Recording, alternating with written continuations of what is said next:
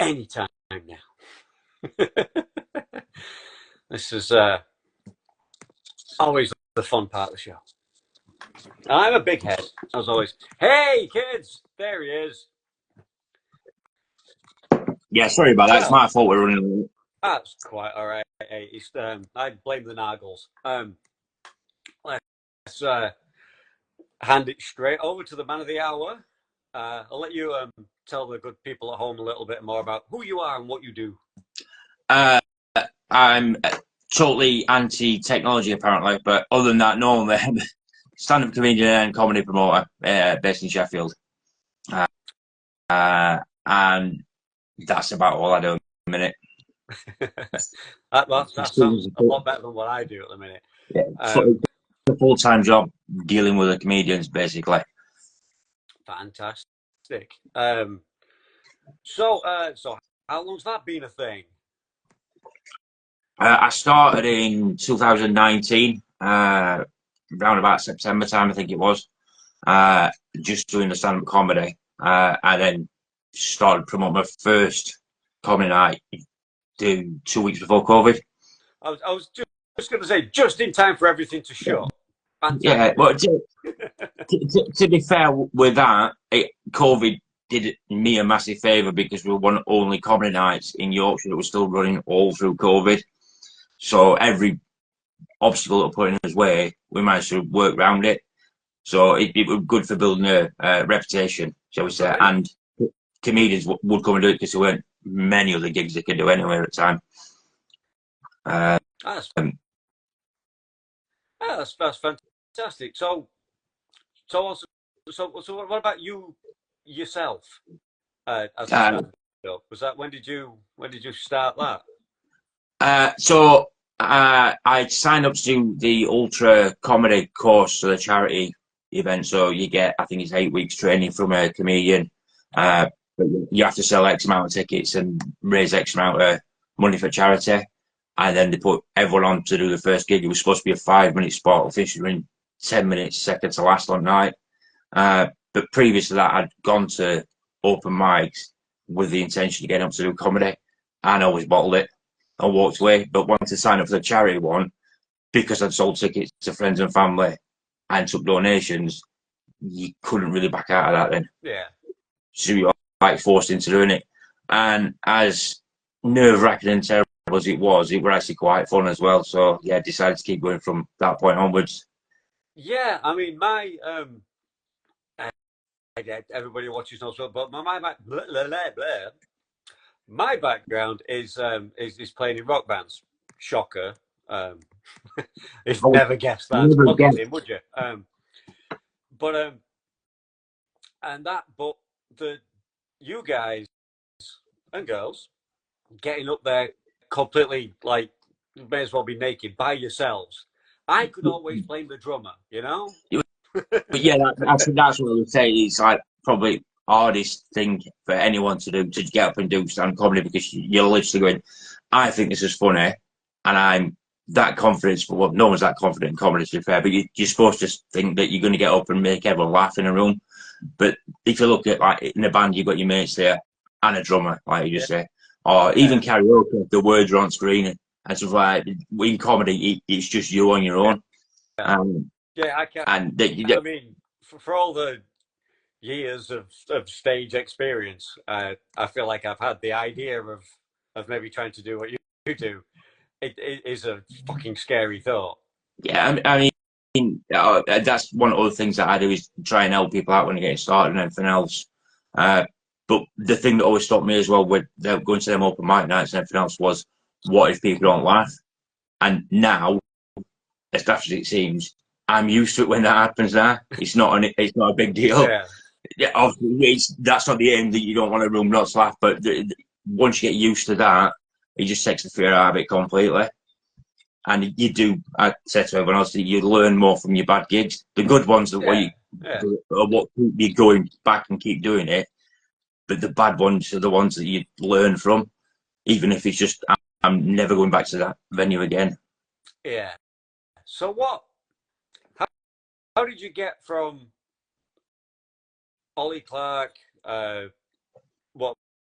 whatever your day job used to be, to I think I'm going to be a stand-up comedian, and all the I scary think, shit that comes from. I had, like I said, on the one hand, you bottled some open mic nights a few times, but on the other hand, you'd made a personal decision in yourself. It was something you wanted to pursue. yeah, it's something I always want to. Like I said, what once signed to the charity thing, more than anything else, it was the fact that you'd sold tickets to friends and family and you'd raised X amount of money for charity, so you couldn't let people down. And then going from that, you start looking around and going, right, I'll try another one and another one. And at that point in time, there were no grassroots comedy in Sheffield. So you were travelling Leeds, Manchester, Newcastle, Birmingham, everywhere.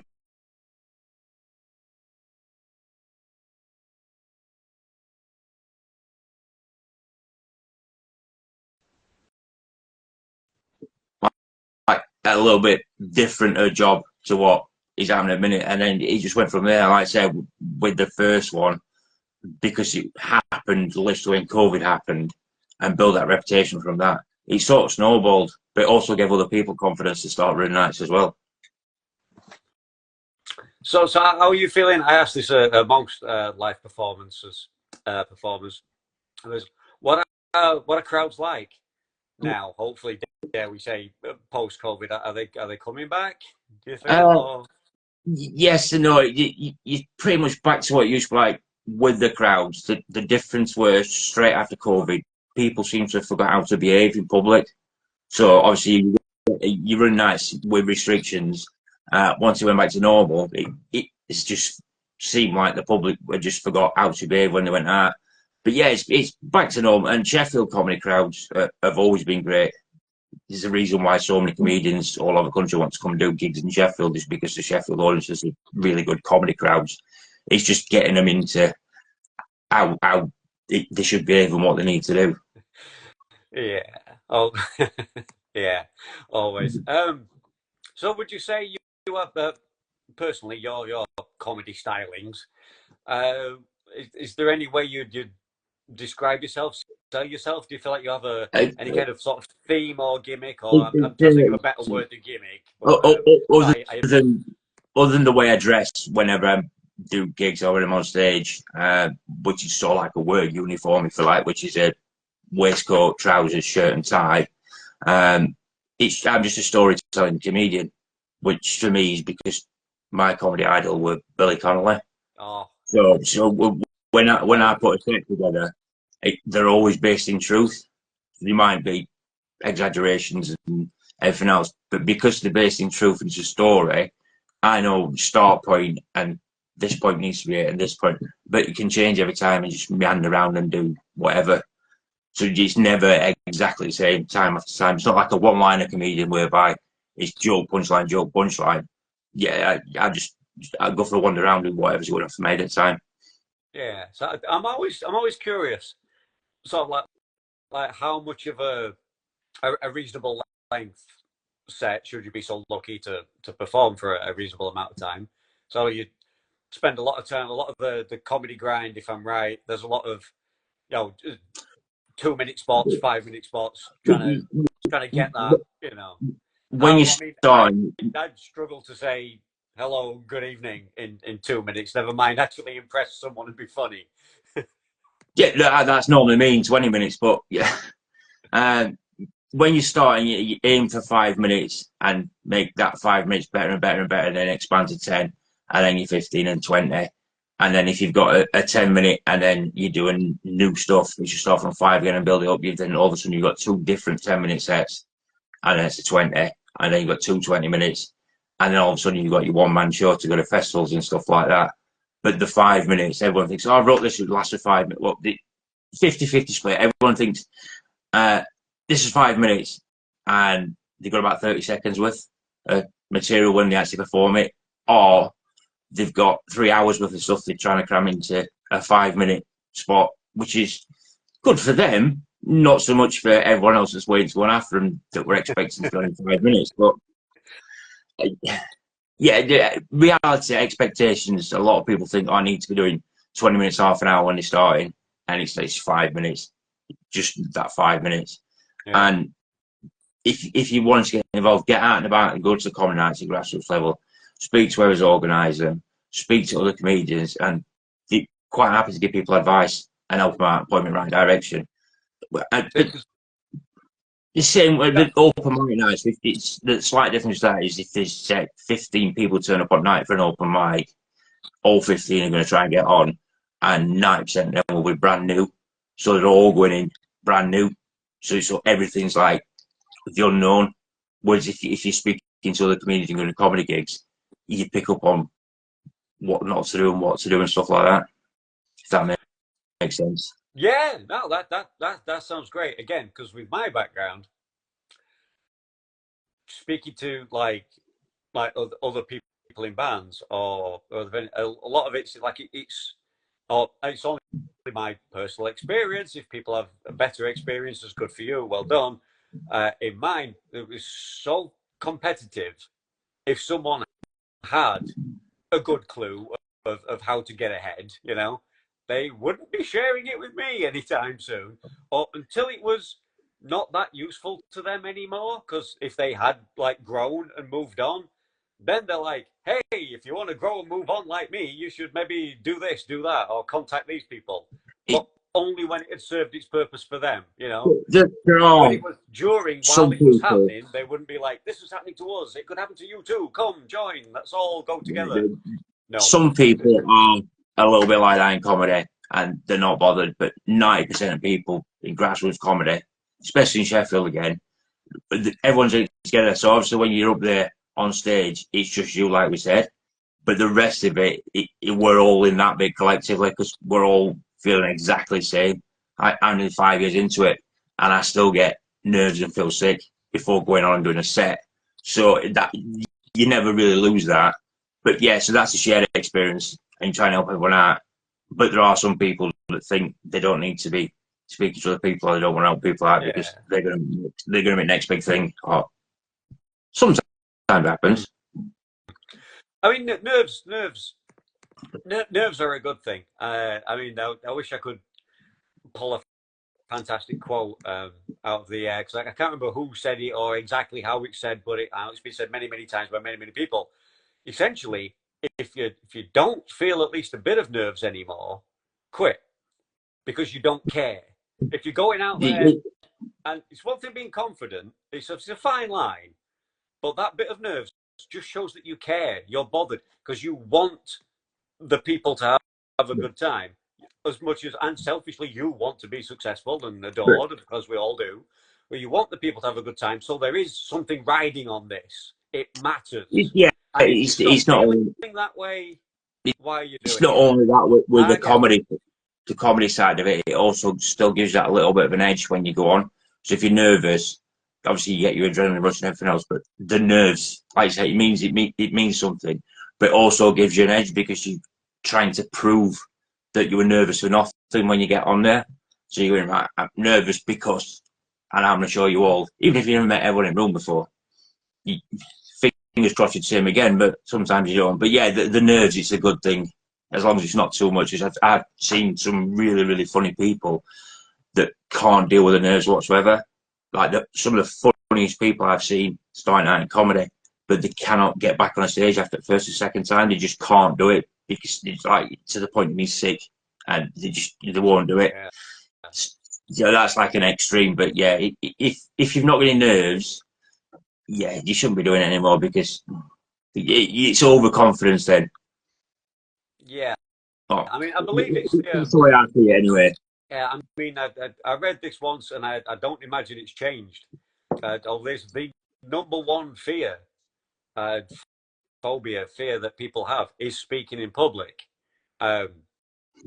While number two is being buried alive.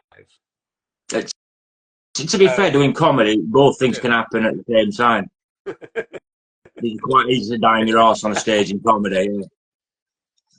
But yeah, that's the voice of experience, unfortunately, right there. Again, okay. But the thing that stops you starting is going, what if people don't laugh? And then as soon as you get used to it, that happens. So yeah, you're going to die. Everyone dies, especially at the start, more often than you do really well. And the people that do said the first ever 10, 15 gigs, and they're all brilliant. They're the ones it hits the most when you don't go right that first time. Well, that If makes sense. if it happens really early on, that's when you start getting used to it. But if you said 10, 15, 20 gigs into it, and that's the first time it happens and it all goes wrong, it's proper devastating. So what does so when do you find? Oh God, I'm sure you take your inspiration for your sets just from everywhere, from life in general. You're just experiencing and taking it all in, and then mulching it up and thinking, I can use, and just picking things you think you can use, things that happen to Yeah, you, it's things not that you see on the normally news that or whatever. I'm an absolute calamity whenever I go out anywhere, especially if I've had a drink, stuff like that. So that always, there's a story always in that because, yeah, there's a reason people always shake their head and go, oh, not again. But yeah, to get that, and then people watching and stuff like that as well. But sometimes I can be just falling asleep, something like that, and then suddenly a joke will come to me, and I'll just wake up and go, oh, right, I ain't got a pen and paper. So then I get my phone out to try and type it into my phone, and then I get an elbow in ribs from my missus. Going, what's that bloody light on for? Just give me a minute, I've got to write this joke down. Yeah, you can Yeah, I happen was going things to say, so wherever. you have to physically try and write this shit down as whenever possible when Yeah, you get the opportunity pops I in there. send myself messages quite often, so I've got an entire thread of messages I've sent myself. The problem with that is if it's something like I'll fall asleep or something just happened when if I don't type it out properly or with enough explanation for myself when I'm scrolling back through these messages, I just go, the bloody hell does that mean? If it's like so I Yeah, can't remember what that was supposed to be. But yeah, everyone's different as well with how they write and how they remember stuff as well. Which is why there's so many different styles of comedy as well. yeah. I mean, that's what absolutely fascinates me about stand-up comedy, especially as you say. Once we kind of made that shift from the sort of the joke teller to the storyteller, if you will, with the Richard Pryors and the Billy Conleys and people like that, which I think is absolutely fantastic, and how But that is just how you you sort of sit got so down and actually around like about the same time as that as well. So you got all them guys doing the storytelling stuff, and at the same time you got alternative comedy coming through as well. So like parallel to each other, so there's two different moves, and there's always new ideas and more stuff coming in.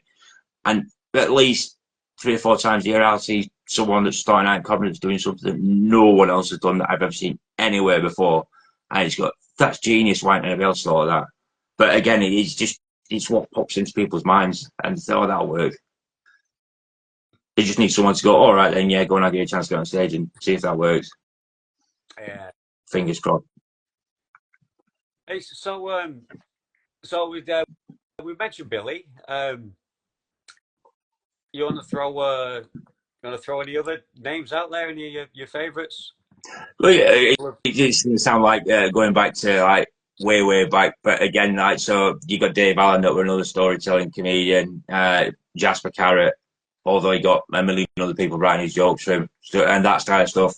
But um, pretty much like all kinds of comedy. The problem I have now is when something new comes out, so it's like a big show. If I go to like, Arena or City Hall or there's a new uh, special on Netflix or whatever, if I sit down and watch those, the next bit of comedy I write suddenly becomes in their style.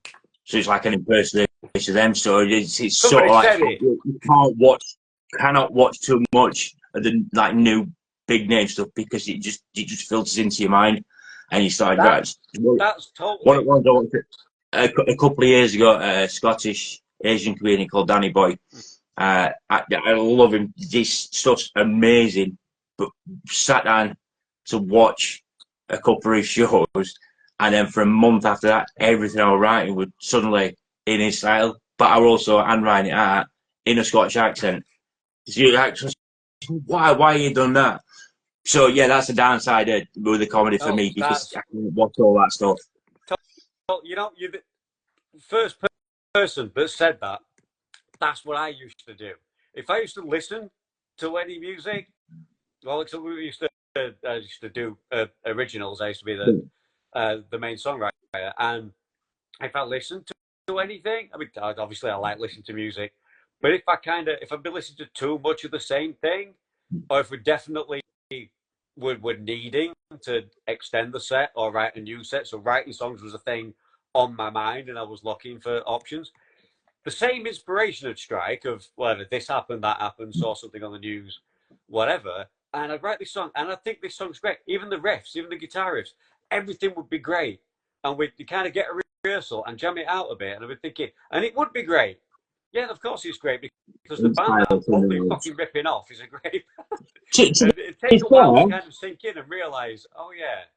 Oasis are millionaires for the exact same thing. Well, The Beatles back catalogue and a couple of Rolling Stones songs are in there, and yeah, Oasis millionaires. So maybe we've got it wrong. We should just carry on ripping other people.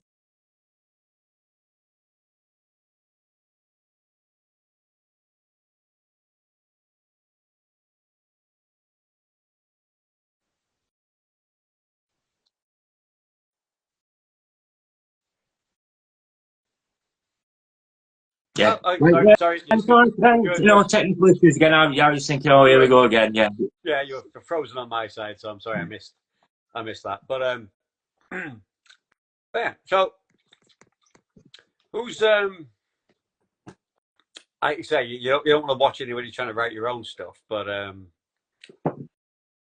so what's the I don't know what's sucks. I try and think of a better way of saying this, asking this to people every time. I can't find it yet.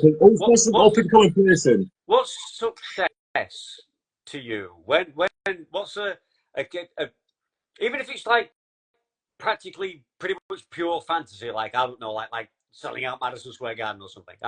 What's what are the kind of milestones that you kind of want to aim for? So any gig where you get lots and lots of laughs and people come and talk to you after it is success.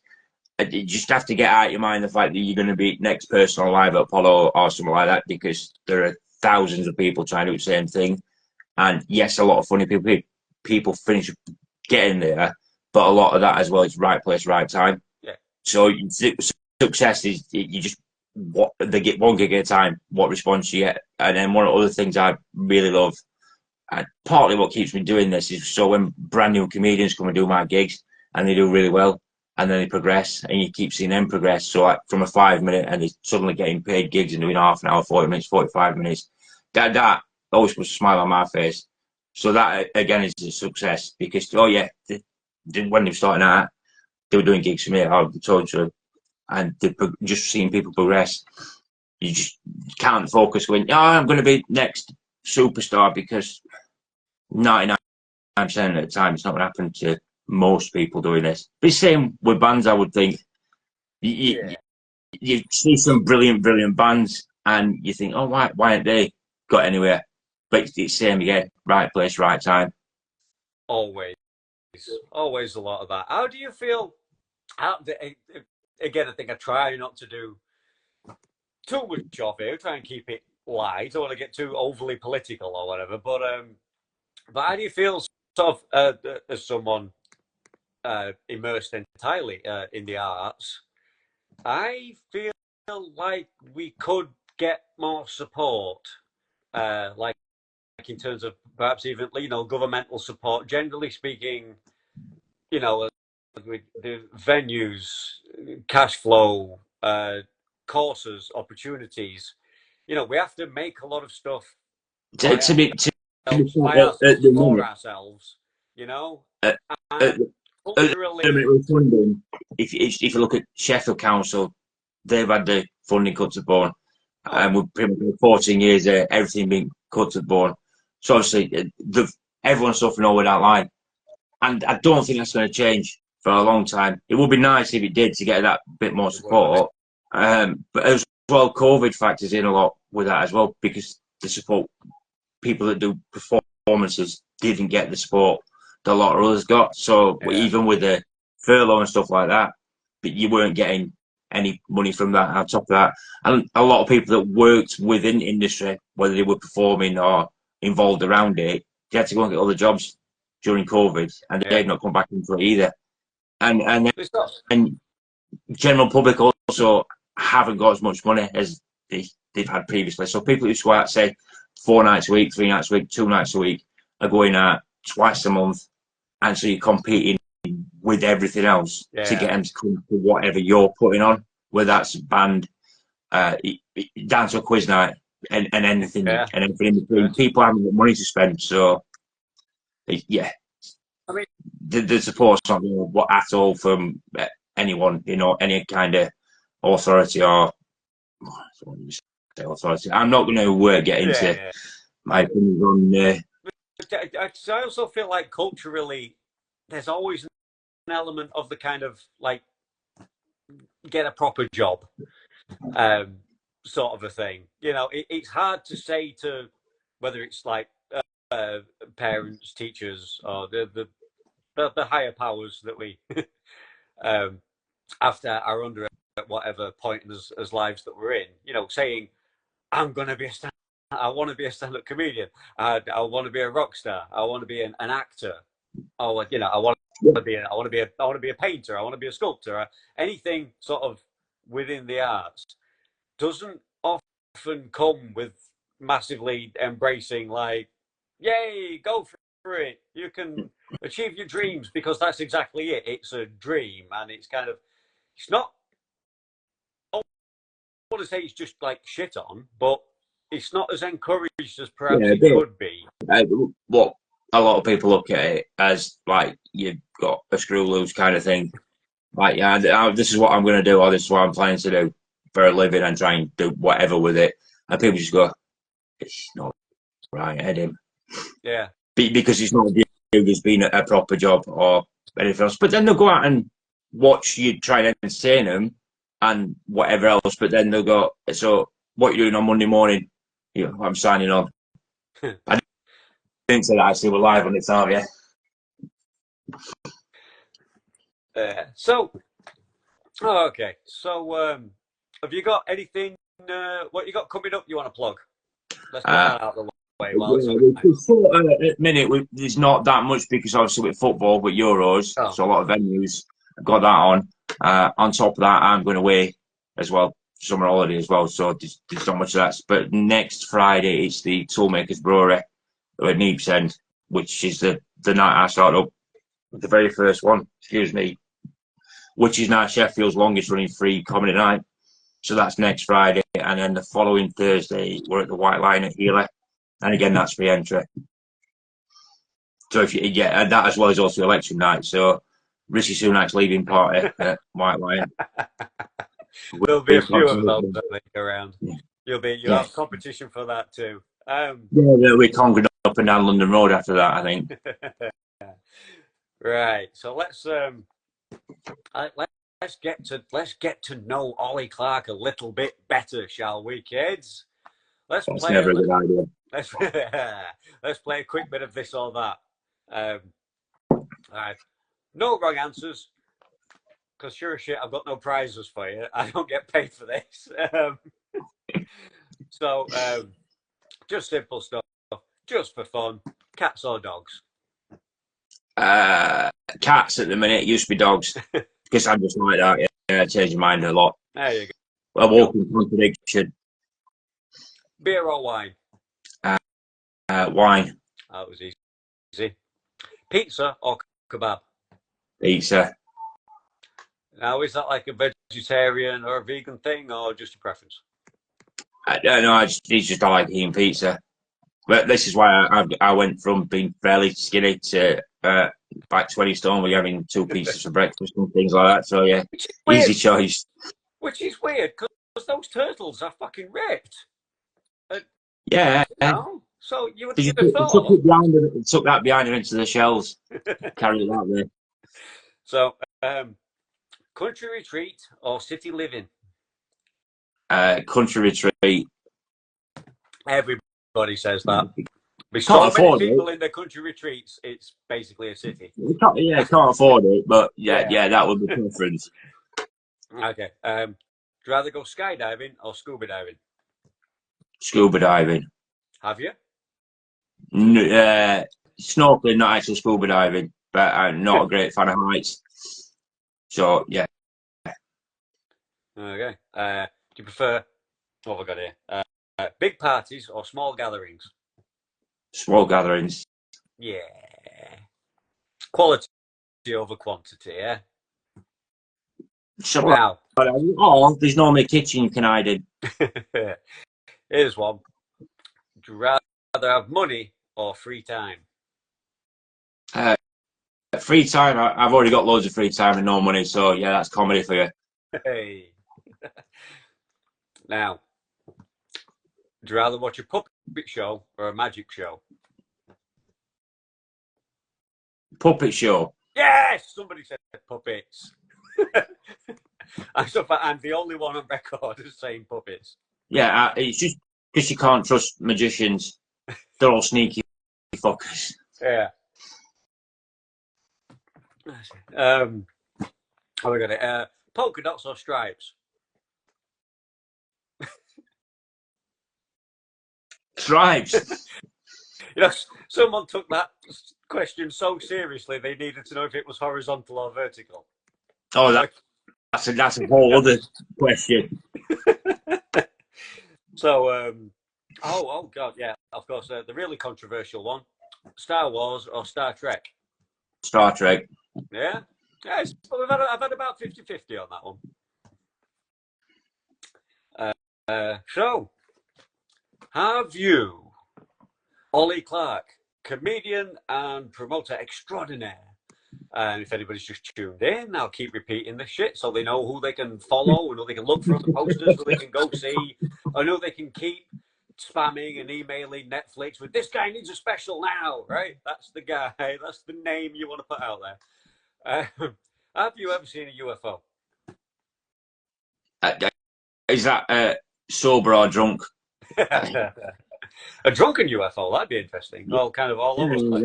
Yeah, I think I was flying it, but yeah, turned out to be a taxi. I don't think I have. Not that I can remember. Yeah. I mean, Unless you're talking about a band, and then I once saw one on telly. I mean, I confess, it is a bit of a leading question. I mean, it doesn't mean aliens. It's an unidentified flying object. So if there's an object and it's flying and you don't know what it is, then you've seen one. Which for me, it's like, in that case, it's definitely when I've had a drink and it's like that. Like, yeah. Oh, yeah. It's normally somebody throwing a rock at me. You go. Well, I mean, most birds. I mean, I know it's a bird. I'm pretty sure it's a bird. But to get into specifics beyond bird, I can't identify that shit. You know? What? Pigeon. Like... Cool. There's not many choices in Sheffield, to be fair. Yeah. What's that? A bird, a pigeon, a crow. Yeah, but it's still, if it's high enough and it's just a black, sort of bird-like shape, it's like it's a semi-identifiable flying object. So, the Suffolk. Anyway. So, I'm just stopping myself with smart ass answers at the minute, that's all. Have you ever seen a ghost?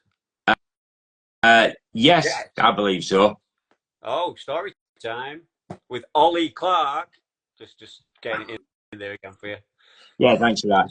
So just when you clip that down, it's really sad. Have you ever seen a ghost? Yeah, and it's story time with Oli Clarke. Yeah, that's the thing that goes viral on TikTok.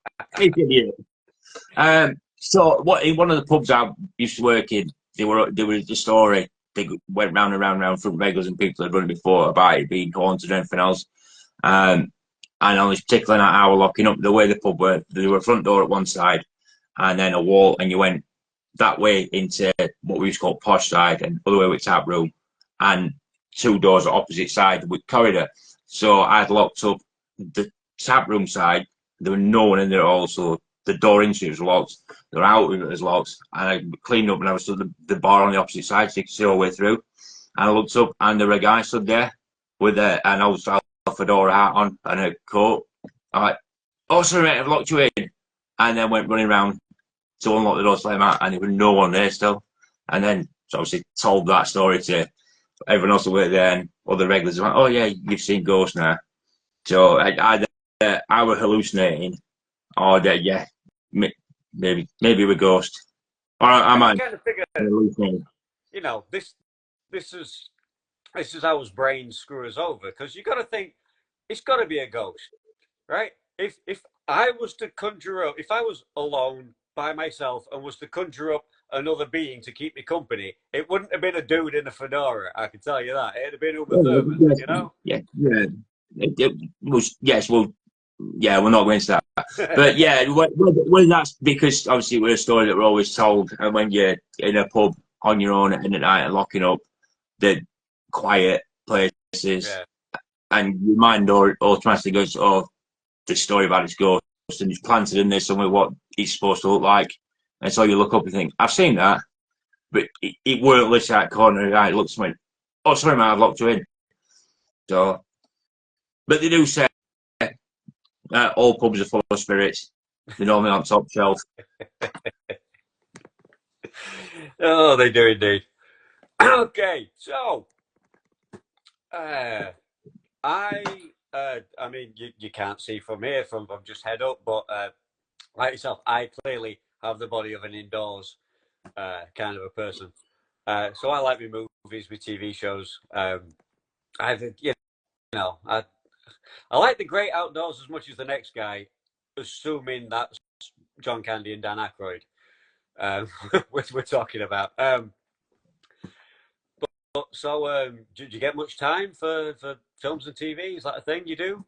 Yeah, fair bit, especially recently because the hay fever's been that bad. I just Oh, don't want to go outside. So, but even when it's been warm as a few days, I've got all my windows closed. I mean, I can't deal with this hay fever. So yeah, sitting watching TV and films, but also tend to go back and watch same like box set series over and over yeah. and over again, which drives my missus insane. But uh, yeah, it's easy enough to sit and So, watch some so TV.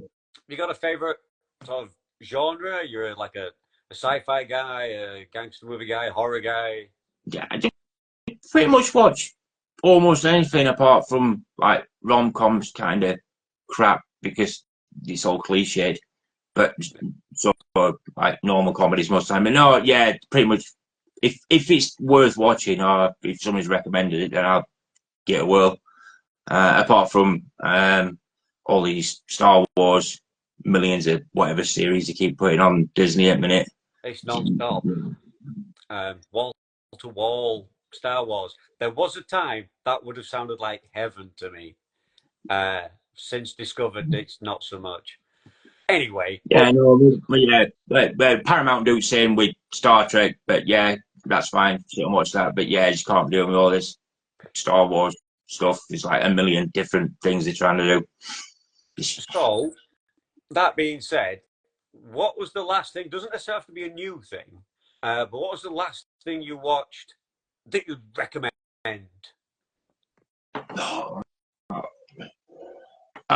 Series or films. Either or both, if you've got Yeah, one. series wise, the one that I always recommend to anyone who's not seen it is Banshee that were on Sky and everything else. Because it's really Yeah, like that's kind of that's. like a cross between like Um, Sopranos and Breaking Bad kind of thing, but not that many people have seen it. Excuse me. yeah, that's Anthony Starr, isn't it? That's the dude Yeah, who's Homelander in The Boys now. Everybody knows that. But yeah, before he was Homelander, he was Banshee. That was a lot yeah, of fighting and fucking, basically. I think is the yeah, synopsis. exactly. So worth recommending. Yeah, But yeah, if you like your action, there's some those that the fight choreography is badass. yeah. Especially like first season. I read that he had to have his contract changed because he were hurting himself that much with all stunts and fight scenes and everything he were doing. So when you watch it, you get less and less of him actually doing fighting and just things blowing up instead. Yeah, I mean that was the thing. Did you watch Reacher Yes. more recently? That was the thing I thought with that. I absolutely loved season one. I really, really liked season two. But season one, it was all fisticuffs and breaking heads, and then I felt like season two there was a lot more guns, Yeah, and I kind of missed the big man mountain just hurting Yeah, people. I could shoot season someone with a 2. gun, You don't have to be 7 foot tall and 9 foot wide to use a gun, So I Yeah, felt a little bit I know that disappointed at both that. series were based on books, but it sort of seemed in series 2 with Reacher that he suddenly needed a team around him, Hmm. which is what he literally became. He would be a Baracus for modern times when he Yeah, suddenly got his A team around him. In season 1, he would just just a one rip man everyone army, apart was on his it? own. Yeah, but yeah, Yeah, but I'll be watching the next one just the same. All having said. Yeah, Banshee kids, if you missed it, because a lot of people did, yeah. uh, as you say, were worth a look. Worth a look, definitely. I agree. I agree.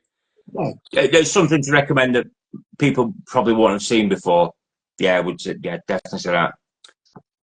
Who's have you got like a go to guy or a girl like if they're in it, or either an actor or a director maybe, that it's just like you're gonna watch it because they're in it, like regardless of what it's actually about. You like watching them. You think it's probably going to be watchable, if only for them. I, probably, actually, if you anything Christian Bale's in, Mm. whether it's mainstream or independent, if you see a Christian Bale film, you can look and go, that's probably going to be worth watching. Also, I say now he's not in rom-coms anymore. Matthew McConaughey is saying. Oh So yeah, if you see yeah. their name on something, you go, oh, that'd be worth watching. If you're scrolling through Netflix or Amazon or Disney or whatever, whichever one does, you go, we'll sit down and we'll watch a film, what we'll watch, and spend 2 hours just scrolling across through menu. And then you go, anyway, time for bed, we never watched out. Yeah, so if you see their name, yeah, it's worth watching. Oh, he's a class act. I mean, I guess it's no different. I guess actors are no different to anybody else. You've got to pay the bills. Uh, if you've got bills to be paying, you've got a script through the door. It kind of you want the money like now. You know, Yeah, you're gonna make yeah, you're gonna make a certain amount of content until you reach a certain level. You're gonna be kind of I have to work before I can just get all picky and do this that I want to do. You're just gonna have to work. I imagine, and that bar's probably a lot higher than the likes of us could ever really yeah. understand. The flip side to that is it's sort of like, I know it's not well and it's been made public now, but like massive action star Bruce Willis. There were a period where, and Nicolas Cage, it's saying pretty much whereby they seem to just sign up for any old rubbish, and people would start sitting and watching because you got their name on it. Yeah. And I fell for that a couple of times. You put it on, you go, hang on a minute, this is worse than watching Australian soaps. What's happening there? Yeah. Every time we do, I don't get to do it as often as I'd like, but I do. I've got a couple of friends, pair of brothers, together, and we like to do like fan castings. We'll take like a an 80s cartoon or something. Like we've done Thundercats, and we did Defenders of the Earth recently, and try and cast them as like 21st century modern movies. And anytime I put Nicolas Cage forward for any role, I'm just like laughed off the stream, because Yeah, he's because what with him being the worst actor ever, which I wholeheartedly disagree. Um, yeah, but he's been some really, really good things, but he's also been some really terrible things. And he's yeah, also, I think, insane. I don't think he's wired up quite right, is he? So, no, definitely not. He's it's got a new horror movie out any time now, which is supposed to be like the most terrifying thing ever, where he plays a serial killer. Um, I believe it, but a certain amount of people are still going to find this movie like incredibly hilarious because they're just not going to take Cage seriously. yeah, no, that's just, If he manages to win those people over, you know, uh, and yeah, they are actually triggered terrified a of him, then memory back to my mind there for a Nicolas Cage film. Nicolas Cage and John Cusack called The Frozen Ground. And they yes, both play right across character. It's a really, really good film. It's like really it good. is. But like, so watch this Nicolas Cage film. People go, shut up. Unless it's 3 o'clock in the morning, you're at a party and somebody, put this Yeah, on, it'd be yeah, funny. yeah. I'm a huge John Cusack fan, so I know that film. I get a double whammy for that. That's good value for me. John Cusack is like one of the most sort of, for me, like he's a real sort of punk rock actor. The guy really hasn't given a shit or embraced any kind of stardom really his entire career without Plus, being the kind of he being like the despises. laughing stock of a Nick Cage or the Yeah, truly B movie and guy of a he Bruce Campbell or despises something. despises Donald Trump as well. So that's always a plus point. So. Yeah, some really good films, like I say. A lot of independent films that made a lot of money, but a lot of Yeah, it's Harvey Weinstein films as well. So just don't talk like that. This is a really good film. yeah. The I mean, now Weinstein just film.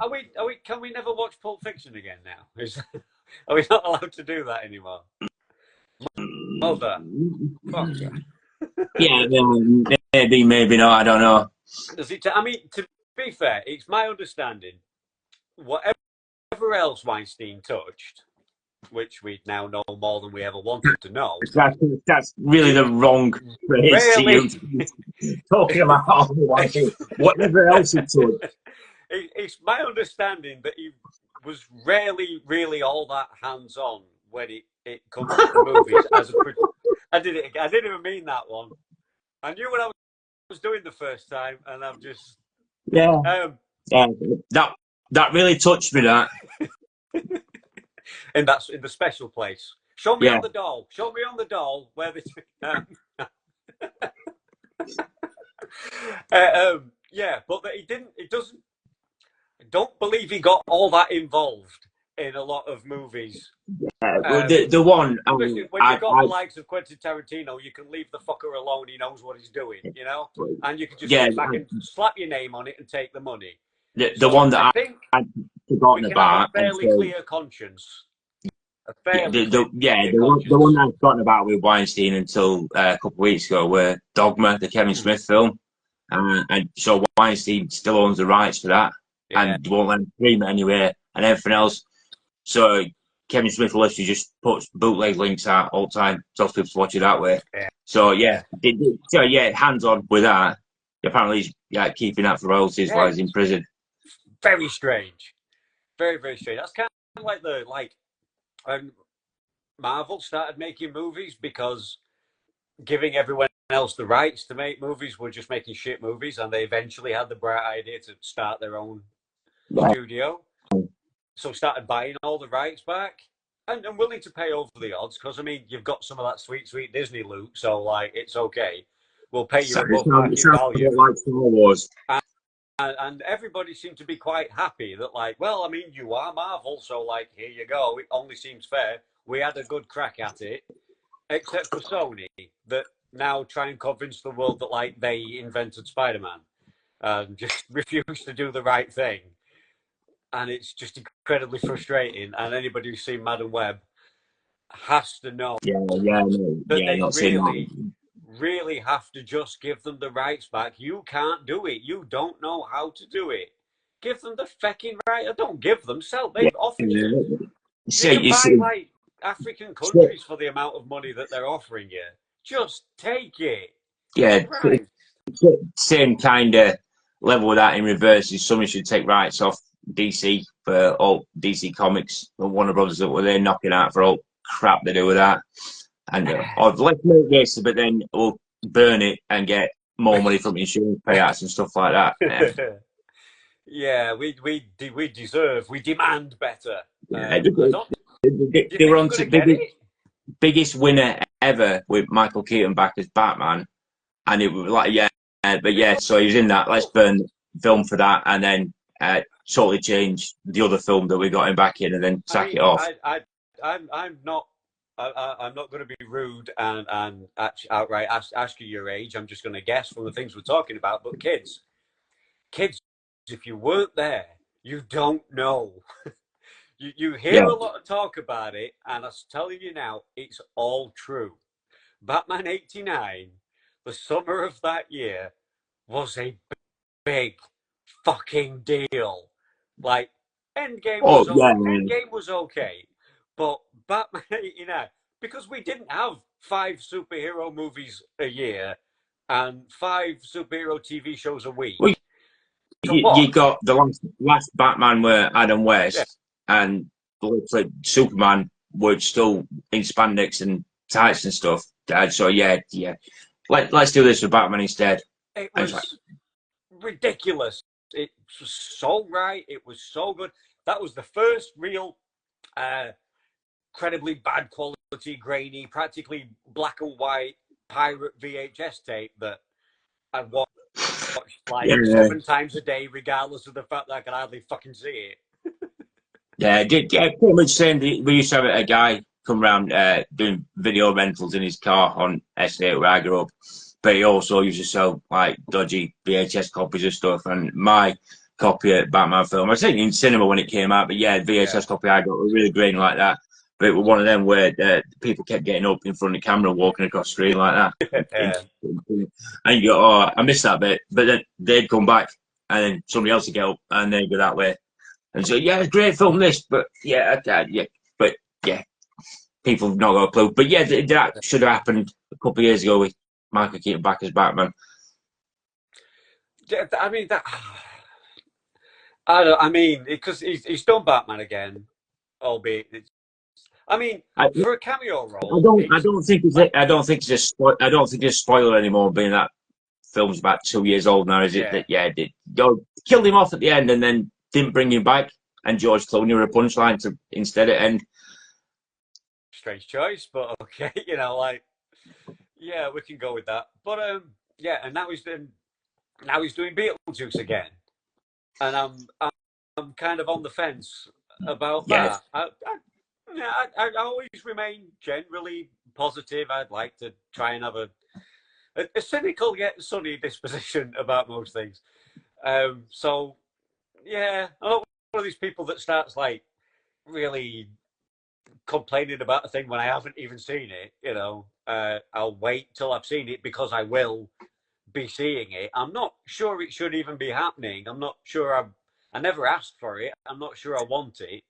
But seeing as there's nothing I can do about it, it's here. I'm gonna watch it.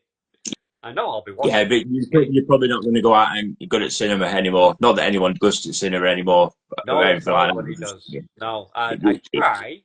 I try because I still think that's where you're supposed to go. That's how you're supposed to see it. That's what all the people involved in making it intended for you to do. And I like the experience. I like taking basically the whole day, to go watch a movie. I like hooking up with friends or whatever. I like talking about it and speculating on it and what have you. And then, you know, but getting the again, with fucking that, getting the cheaper snacks and stuff from the shop, not actually from the cinema, uh, even though that's the only way that you again make any with money, the which whole you really should. And then cinema thing, I think took a massive hit with COVID because obviously there were a lot of people streaming stuff already anyway. But again, Joe probably got used to watch everything at home. So to try to go to cinema and people still, like we said earlier, not got yeah, much money to spend. So there's not that amount of people going to cinema. yeah, and now it's like it's on the cinema, and 4 weeks later, it seems to be streaming somewhere, like officially, completely officially. You can totally watch it, all clear conscious. You're not stealing anything. You're not pirating. It's on Netflix, Amazon, Paramount, whatever. Like within a couple of months tops. Um, Again, yeah, I know it's hard to relate for any of my younger viewers, but we could wait 2 or 3 years before the video came out from the cinema release. If you weren't capable, even if you did see like Batman '89 at the cinema 2 or 3 times, if you were so lucky, if you had the cash, the pocket money to do that, probably didn't come out on VHS till like 1991 or something. I'm not sure, but But when certainly it not did come till out, when it certainly came not out on the year VHS, after. the proper copy of VHS at that point, like 60, 70 quid or something like that. And Yeah, yeah, you'd knock off copies a fiver on market or whatever. But they're not. Everything streaming, all streaming companies have got more money to burn than anything else. So they just make films that way. I think stuff like that's changed. So yeah, Beetlejuice, I'll watch it, but not going to be paid for popcorn. Yeah, I mean, it's all it's sequels, reboots, remakes, because like a brand new original idea, which I'm sure writers are still writing because writers are writers, constantly full of ideas and ambition, and That being said, but off the top of your head, what film can you think most recently was the original new idea that had not been done before? That's not a remake. That's not a reboot. yeah, That's you've not seen I before. mean, What was the last thing that you either saw or you can think of straight away? There's not. no, I can't do it. We could, you could give me a week. I could come back in a week, and I probably still struggle, even with Google's aid. You know, oh, you know, other search engines are available. Not any, I don't know if I need to not do that. anymore. Not anymore. They're not. I don't even get paid for this shit anyway, so I don't think it matters. But just in case, Yeah, yeah. um, Instead of Google, try Ask Jeeves. Then that's yeah. showing your age. But yeah, I mean, like I said, it's like with anything. It's all been done, but you can still put your twist on it, your personality, your stamp on it. I say this to all the creators, whether they're comedians, photographers, artists in a band or whatever. Yes, I mean, like if you're in a band, there's only so many notes. There are only 8 notes available. Yeah, yeah. It's all All been the done. right notes, Every not combi- necessarily in the right order. Yeah, and every combination has been used by Yeah, somebody. We've been doing this shit for thousands of years. So, but like that's not that you should stop or not do it, because nonetheless, yeah, nobody's done it quite like you. You know, yeah. You've got to have nobody. your individual style. I mean, that was again going back to COVID, especially with comedians, and I tried to avoid set wise writing stuff down that were too much COVID stuff in it because it was that much of a shared experience that there were that many similar jokes. Yeah, Like recently, yeah, when Puff Daddy went news for when he'd been arrested, I had a joke about that, but then at least 6 other people that I know, I got a very, very similar joke about that because everyone's seen the same thing. yeah, So if you had great experience with stuff like that, you have to go, oh yeah, can't do that, can't do that. But you can put your own twist on stuff like that. But it's only bad if people stop trying, whether it be yeah. comedy, band, I mean, film. have you ever have you ever thought of a gag, and when you make yourself, or that's a good and that's a keeper, and before you've had the chance to perform it, you've seen someone else do it. You kind of go, oh, that was my. I thought I No, had that. Like, I actually thought I no, came up with that. I've got a story about the reverse now because I'm story based stuff set wise. That doesn't tend to happen. Yeah, But hosting wise, I got an audience participation bit that I've been doing for over 2 years. Really simple, stupid show hands thing. Um, and then it finished on crack.com, pretty much word for word. And they paid a cartoonist to draw 15 cartoons to go along with it. And I'm like, oh, you. And for months, I was convinced I couldn't do the same routine yeah, again with an audience because the 2 million people followed that website. So anyone that's seen it on there, that's not seen me do it before, is going to think I've ripped them off. yeah, So, yeah, but I know that because I've been doing that for 2 years, that I reverse that. But story based comedy, yeah, it's very rare that anyone's going to come up with something that's the same as me. Other than, like I said, when you're trying to come up with daft one liners, because one liners, a lot of time people will have the same or similar stuff. yeah. It's just how everyone's mind thinks. How, how often have you, if you've had the opportunity to have a little bit of a longer run of things on stage, how often have you ever kind of, if you've had that plan, that set, that 10, 15 minutes or whatever, and so I'm going to go, like you said, it changes. It's never quite the Yeah. same every time, but you've got that sort of, I'm going to do like this story, that other story, or whatever. How Yeah, so often it's have like, you sort of, I don't know, something doesn't seem to be landing, and right there you swerve and decide to yeah, go, like, drop it and do something else, or do you just power through like, this is my set, it is a good set, fuck you, I'm doing it. so set wise, if you're doing new stuff and it don't land a couple of times, but you're still convinced it works, I always say, yeah, try it 5 different times with the new stuff. But if it's like what I'd call my main set, even though this point, this point, this point, this point, and then stories meander, the points and everything else is basically the same. If it's a room and it's not working, I'm not then going to turn around and go, I'm sacking this off unless I really can't be bothered and then change direction. Yeah. You just follow through with that. We're doing that kind of set.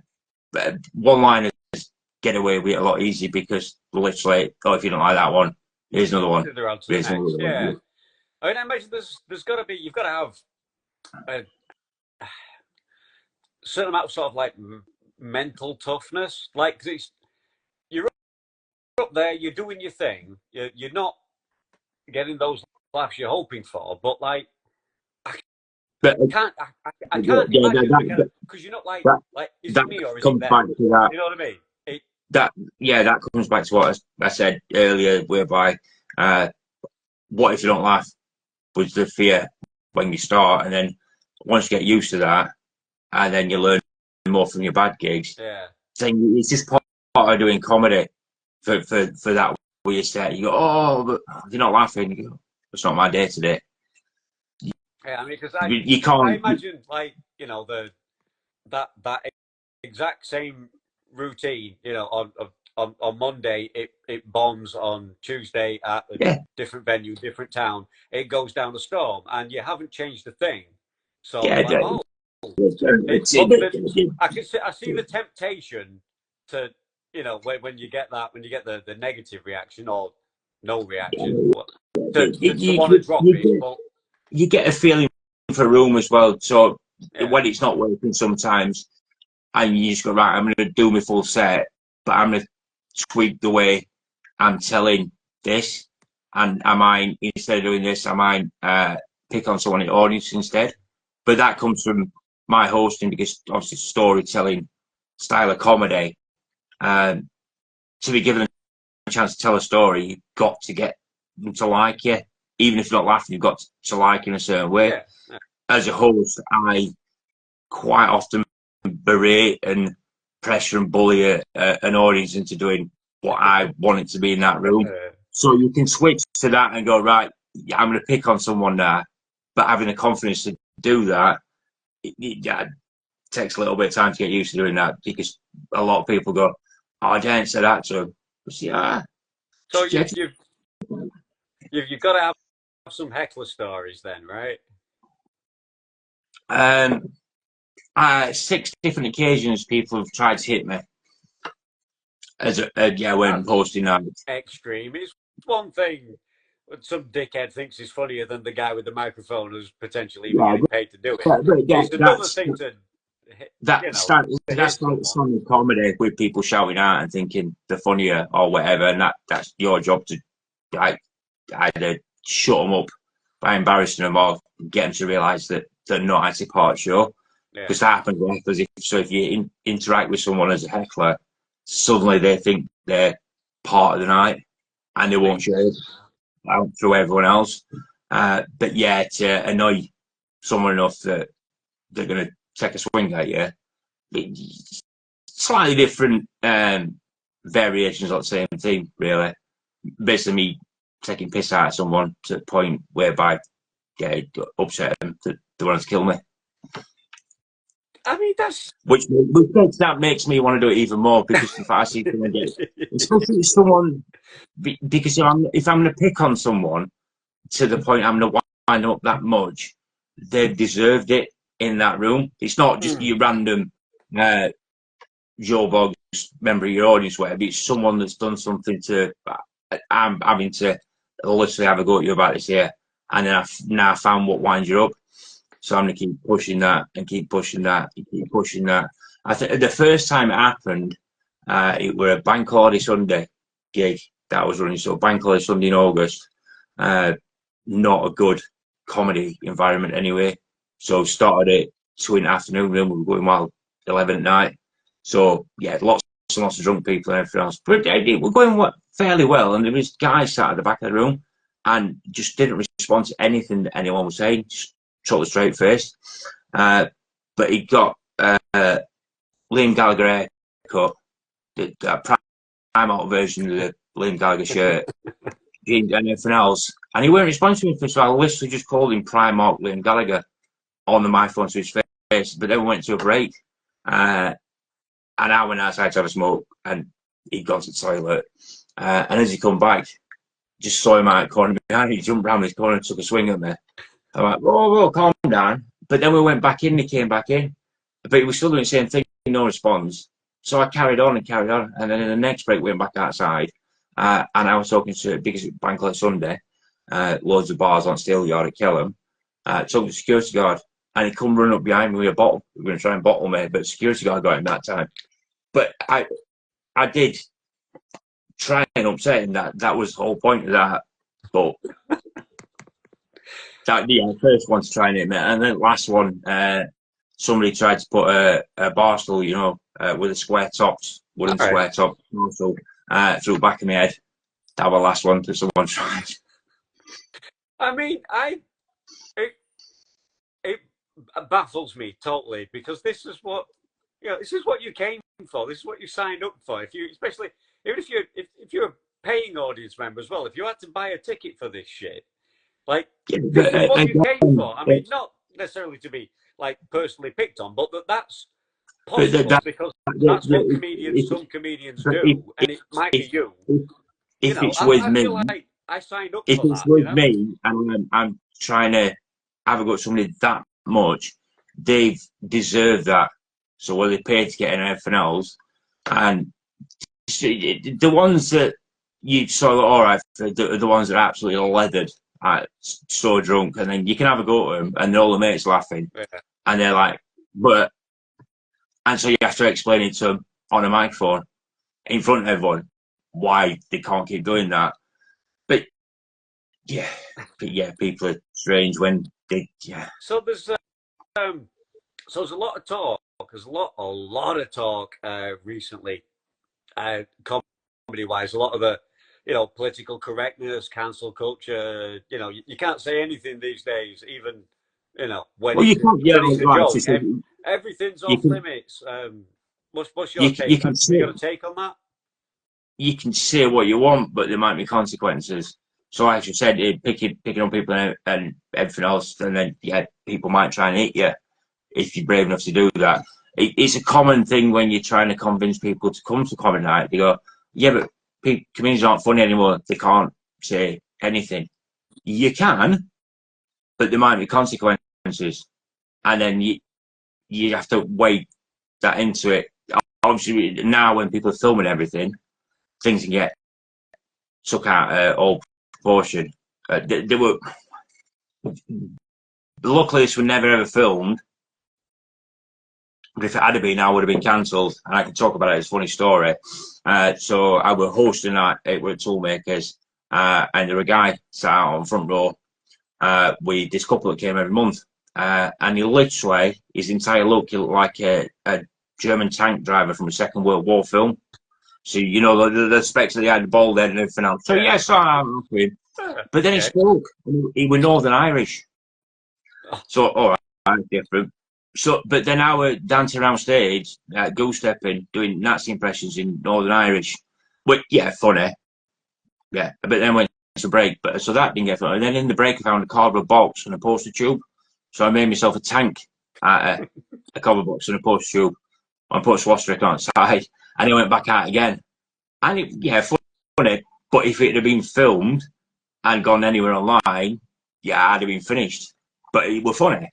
So you can do whatever you want, but there are consequences. So the whole cancel culture thing, it's not really real, because who cancels who? All these people that claim to have been cancelled, but they're still online on Twitter or X, whatever you want to call it, or Insta or Facebook, and everywhere else, and they get more followers after supposedly being cancelled. Well, that's yeah, I see that. I mean, I know if people have, if you had a paid gig lined up, and then you did the tank thing, and then that you're getting contacted from your future employer saying it's, we don't want you now. We've There's got a this genuine loss of earnings, and maybe they don't say it's because of the tank thing, but it just seems like uncanny timing. The genuine one, but will be like people that I would think are a threat that I won't book or will get into things. So people that are like sexually harassing female comedians, whether that be online or in person, or someone that's been to prison for GBH for absolutely leathering his ex-girlfriend and everything else, and then wants to do comedy and wants people to put him on stage, then I wouldn't say it's cancelled, but I'm not going to book him. Someone else might. Yeah. Is that really cancelled? Yeah, you said that. I mean, I imagine that there's always someone else. Like I said, there's always someone else that will. Yeah. You lost that gig, we'll get another one then. Like I said, nobody can't actually be that example unemployable. Jimmy Carr. Jimmy Carr at Christmas, his Netflix special.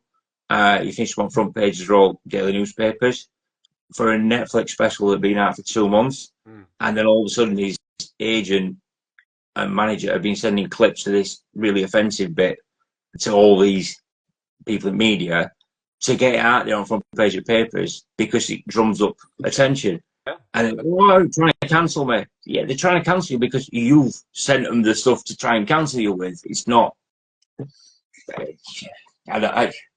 It's a strange thing, but yeah, I don't think anyone's ever actually really been cancelled, whether it be grassroots comedy all the way up to like world famous. Well, that's good to know. I mean, for someone like me, I think that's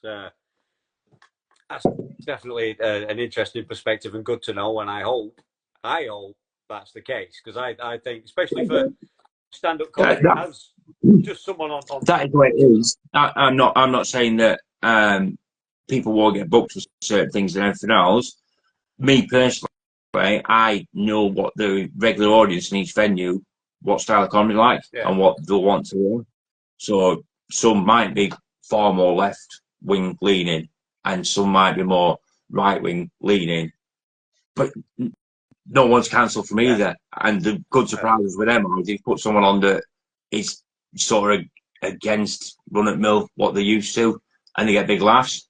But you're not going to pack that lineup to that venue with that is like a conservative club. You're not going to go, oh, let's book the most left-wing people we can get for the entire lineup, and vice versa. But get one or other.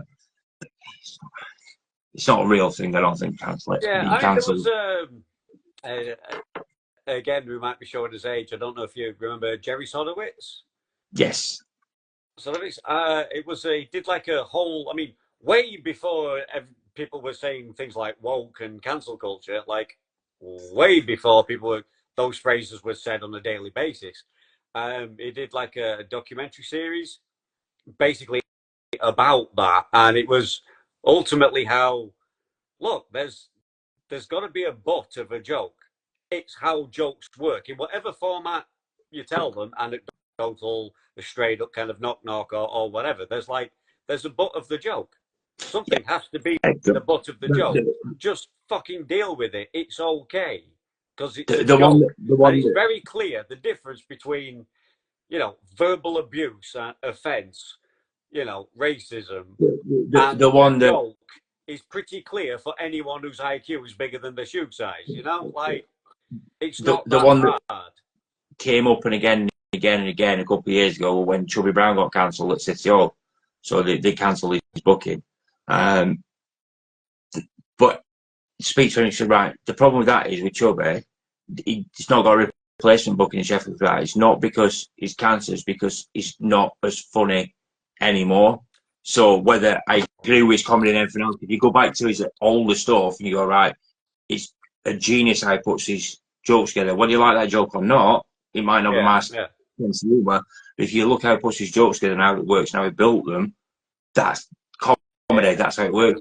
What is it now is not quite safe, because I said, right, literally, so tribute bands are the thing. If he became a tribute to himself, what he used to be when he was selling millions of DVDs and everything else, and went, I'm going to do a tour, I'm going to do the set that is in 1989 on this tour, they'd be queuing out blocks to go and see it, because how we put it together was funny. Yeah. Not so much now. But the flip side of that is people going to watch a Peter Kay tribute comedian and paid a lot of money to go and see that, when it's literally a guy dressed up as Peter Kay doing Peter Kay's old DVDs. Yeah, I've only just discovered, I've only very recently, I mean in the last few weeks, discovered that this is a thing, that there are tribute acts to comedians now as well as bands. And I always thought tribute bands were a bit weird, like when the band's still active.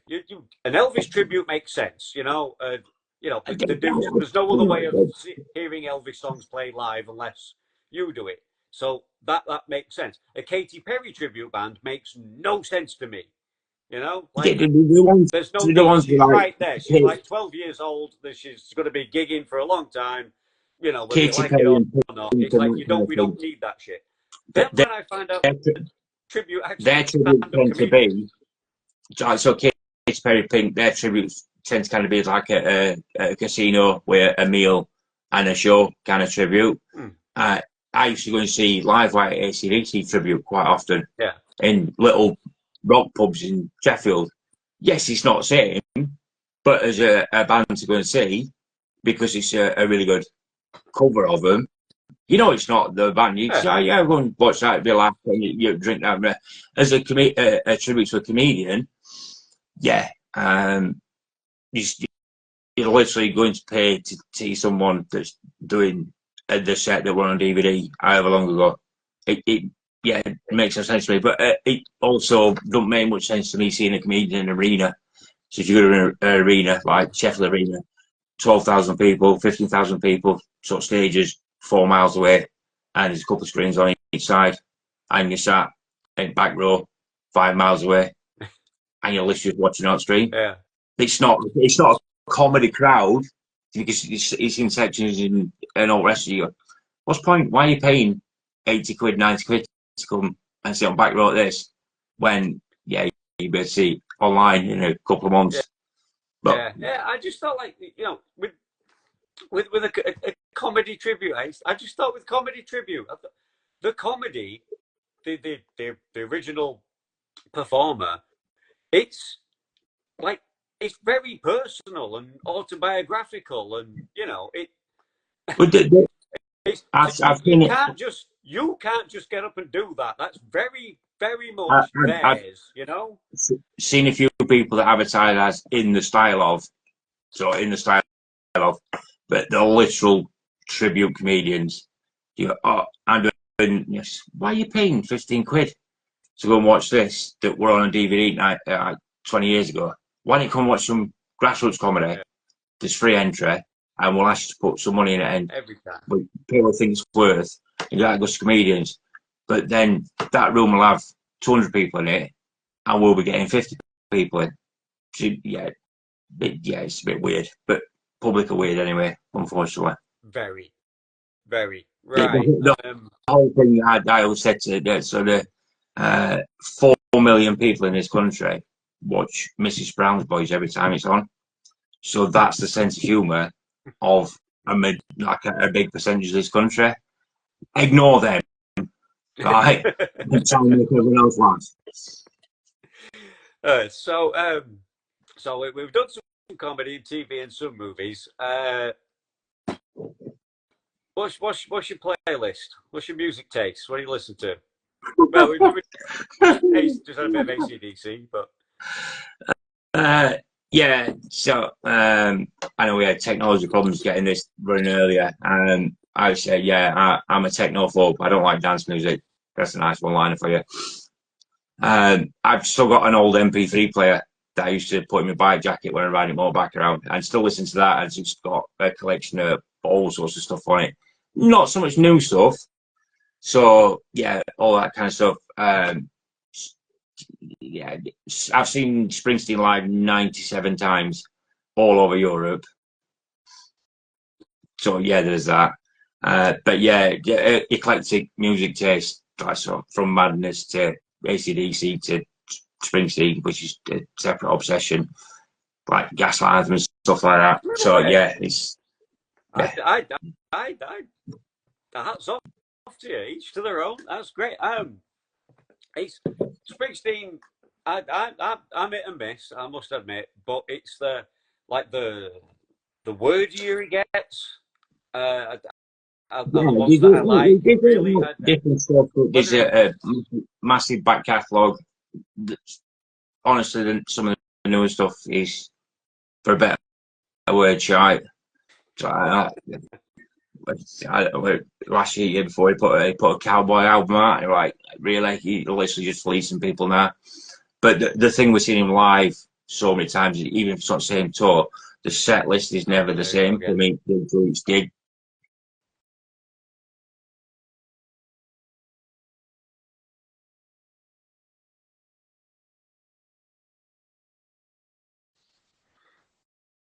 And we're back in the room. And we're back. But yeah, no, the set list of Springsteen is never the same set list from one gig to next, and it's a 3-4 hour show. So yeah, it's a different obsession now. Though that's a whole other story. So confirm for me or deny if you can, as a big Springsteen fan, because I've heard this. Hungry Heart, right? Is it true he wrote that for the Ramones, but they didn't want it? Yes. Yeah. So, as far as I'm aware, yeah. Once I heard it and then listened back to Hungry Heart, I kind of go, "Oh, I see it. It kind of made sense." But that's the story that he told his soul. But it's like Patti Smith with Because the Night. So that's totally attributed to Springsteen. But he was writing it for Patti Smith, and he was halfway through it, and then gave her that. So she wrote the other half of that song. So yeah, she took that on. But yeah, Ramones, yeah, they couldn't see it. That's kind of, I mean, if you join Ramones, yeah, you don't need it. It's no disrespect to Springsteen. It's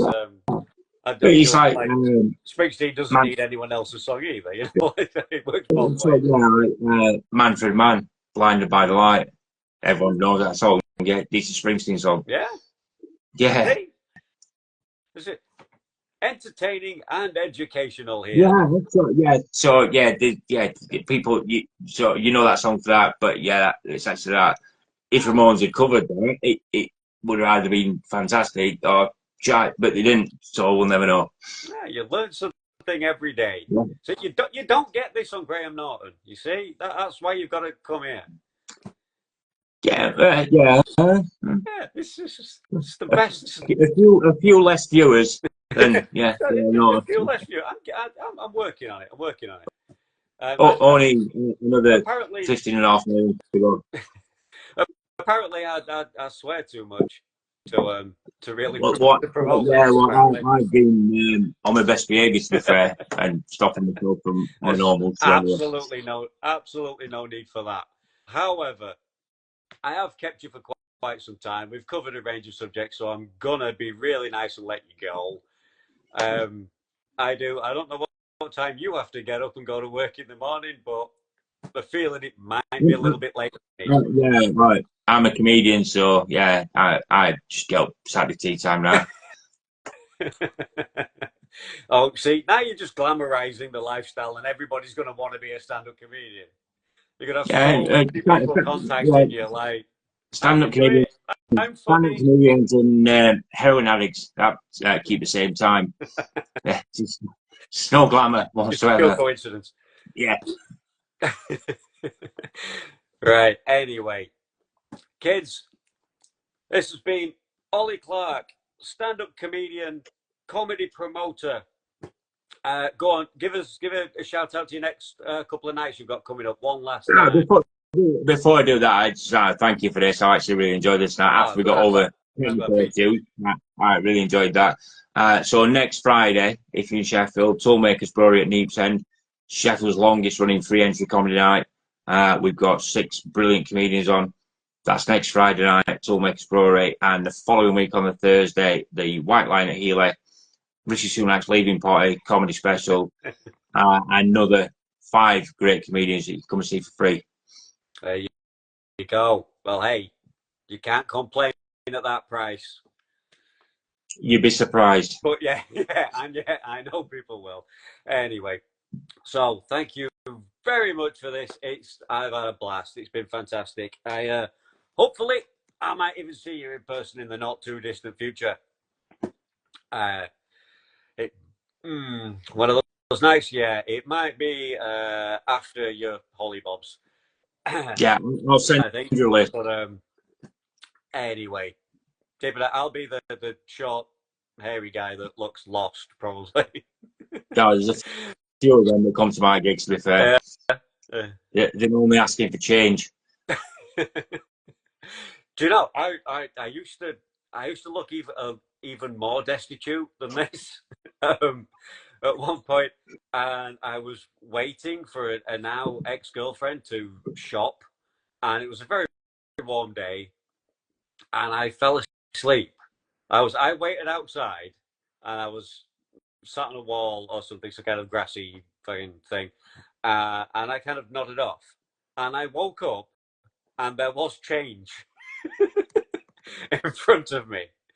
I mean, you know. There you go. No money in comedy, no money in music. You just need to fall asleep in town. That's putting so much effort into the arts. Fall asleep in town, make money. Always an option. Not really. We do not condone being a fake homeless person on this show, because there are, and it sucks. I fucking hate that, because I try and tell people, don't give them money if you've got money to spare. If I mean, who has these days? But if you had the money to spare, offer to buy them some food, because when you're genuinely down on your luck like that, you're not going to turn it down and go, can I just have money, please, mate? If you're really genuinely down on your luck, you could probably do with something to eat. Unless, of course, someone like me has only just recently bought you a Big Mac, then maybe they're all right. But chances of it are pretty slim. So at least tend to finish up having long conversations with people, or sitting talk to people when everyone else walks past and ignores them and stuff like that. So you can joke about things, but I wouldn't want to be sat asleep on street in town when you've got no bed to go home to, really.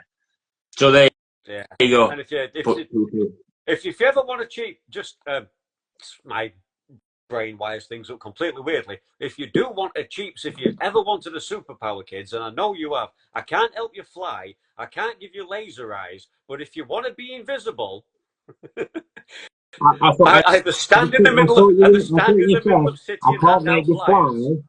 I can't make you fly, but if you ever want to get high, my phone number will be across the bottom of the screen solo. Yeah, but just stand in the middle of town trying to hand out flyers. Or have some kind of card that you like really need help, and no one will see you. You can do what you like. You could be naked. You could be juggling haddock. No one is gonna fucking know. So what I just think of this is, the next time I need someone to hand flyers out for me in any town centre, I ask you to do it naked, juggling haddock with flyers as well. Get an audience. Do you remember the most common kind of guy handing out flyers was probably for like accident insurance?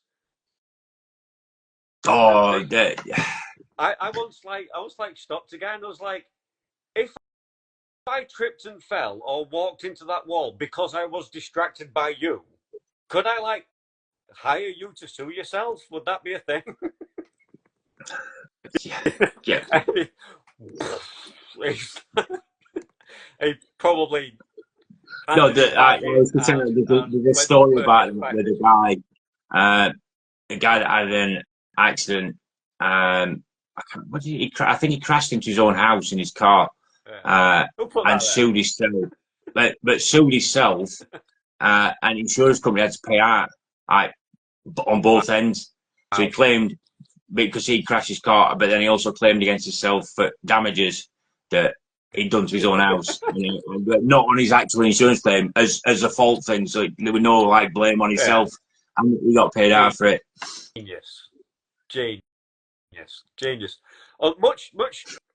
I mean, very suspect. If you remember, I think like late 90s, maybe early 2000s, some American woman microwaved her cat, which had the obvious results. However, I was just thinking a dinky car or cat.